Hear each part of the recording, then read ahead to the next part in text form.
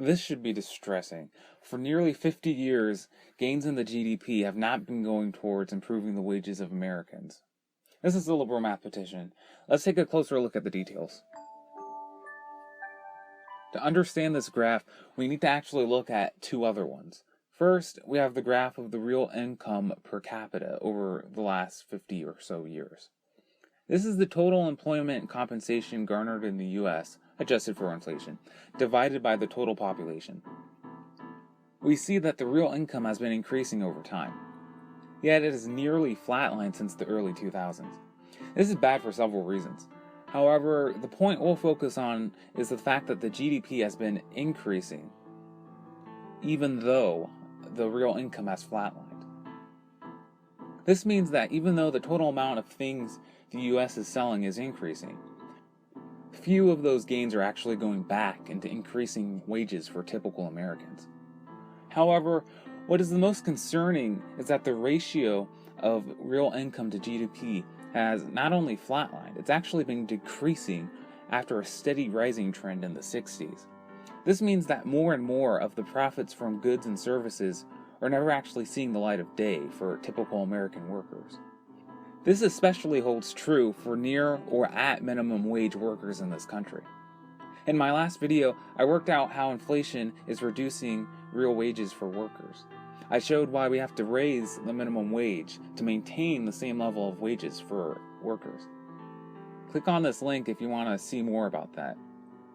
Using the rate of inflation over the 2009 to 2016 period, we see that for the $7.25 minimum wage of 2009 to retain the same purchasing power in 2016, we actually have to increase the wage to $8.15.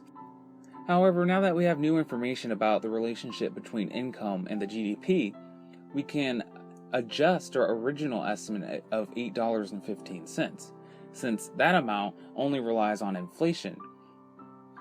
So, if the real income to GDP had flatlined instead of decreasing from 0.711 by 1972, the 0.548 value for 2014 would have been about 29.7% higher. This means that wages would be about 29.7% higher. Applying this to the minimum wage gives a new minimum wage of $10.57. So essentially, if real income had kept pace with GDP growth and minimum wage was adjusted accordingly, wages would be about $10.57. That's about $3.50 higher than where they currently are. Yet, there are still critics suggesting that raising the minimum wage isn't a good plan. Some say it'll cut jobs. Some say it'll hurt small businesses. Yet, the fact is that the minimum wage has been increased regularly throughout history. The problem is not raising the minimum wage. It's raising it consistently enough to counteract inflation. This hasn't been done effectively. Real wages have in fact declined since the late 60s. Of course, there are extra considerations that need to be discussed. Different locations need different wages. For instance, living in an urban New York area costs more than living in a suburban area like Spring, Texas.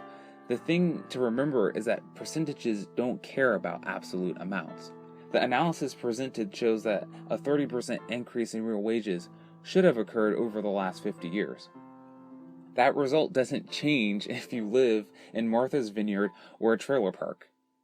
So, the conclusion really is just to be inquisitive next time you hear that raising the minimum wage will hurt the economy. Ask questions, do the math. Hey guys, thanks for watching. I'm getting a lot of awesome feedback. Keep it up. I really encourage you guys to share the video on social media to get others involved. And where is this going? It's a question you might be wondering. Hold on to that, subscribe, and come back next time because you know I'll do the math.